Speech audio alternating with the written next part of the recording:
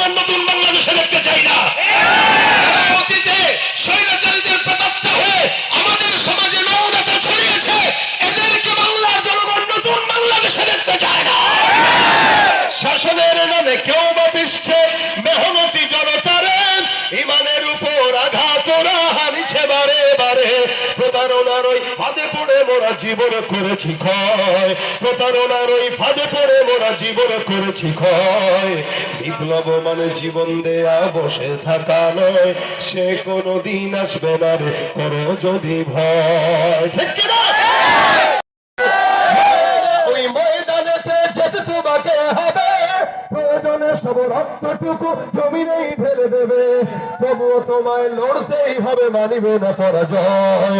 তবুও তোমায় লড়তেই হবে, মানিবে না পরাজয়।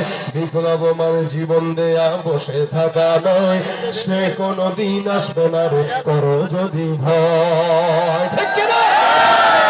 শাসনের নামে কেউ বা পিছছে মেহনতি জনতারা, ইমানের উপর আঘাত ওরা হারিছে বারে বারে। শাসনের নামে কেউ বা পিছছে মেহনতি জনতারা, ইমানের উপর আঘাত ওরা হারিছে বারে বারে।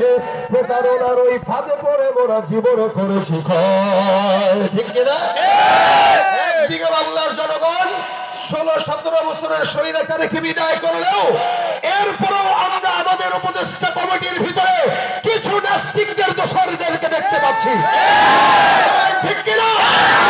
চক্রান্ত যদি আবারও করা হয়, মনে রাখবেন বাংলার জনগণ দেখিয়েছে 16-17 বছরের স্বৈরাচারীকে 40 মিনিটের মাথায় যারা বিদায় করতে পেরেছে, বর্তমান সময়ের উপদেষ্টারাও যদি আমানতের খেয়ানত করে তাদেরকে 20 মিনিটের মাথায় বিদায় করতে। তবে আমরা বলতে চাই, এক স্বৈরাচারের বিদায় হলেও এখনো এদেশ আমাদের কাছে নিরাপদ মনে হচ্ছে না। চাঁদাবাজি আগেও চলেছে, এখনো কেউ কেউ করার পায়তারা করতেছে।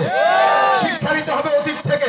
কেউ যদি অতীত থেকে শিক্ষা না নেয়, এখনো জায়গায় জায়গায় আমরা অনেক জায়গায় দেখছি কিছু কিছু জায়গায় আলেমদেরকে অত্যাচার করা হচ্ছে। কিছু কিছু জায়গায় মাহফিলেও আমাদের দেশের নব্য নেতারাও ঘন্টার পর ঘন্টা বক্তৃতা দিয়ে সময় পার করছে। আমরা নতুন কোন বাংলাদেশকে নতুন কোন স্বৈরাচারীদের হাতে তুলে দিতে চাই না। আমরা ক্ষমতার পালাবদল অতীতে দেখেছি, এক সরকার গিয়েছে তো আরেক সরকার এসেছে, শান্তি আমরা দেখি নাই। শান্তি যদি দেখতে চান, কোরআন সুন্নাহর দেশ ছাড়া শান্তি দেশে আশা করা যায় না। এজন্য কোরআন আছে যেখানে, বলেন ইসলাম আছে যেখানে, সুন্নাহ যেখানে, ইনশাআল্লাহ কোরআনের বাংলাদেশ হবে আগামীর বাংলাদেশ, ইসলামের বাংলাদেশ হবে আগামীর বাংলাদেশ।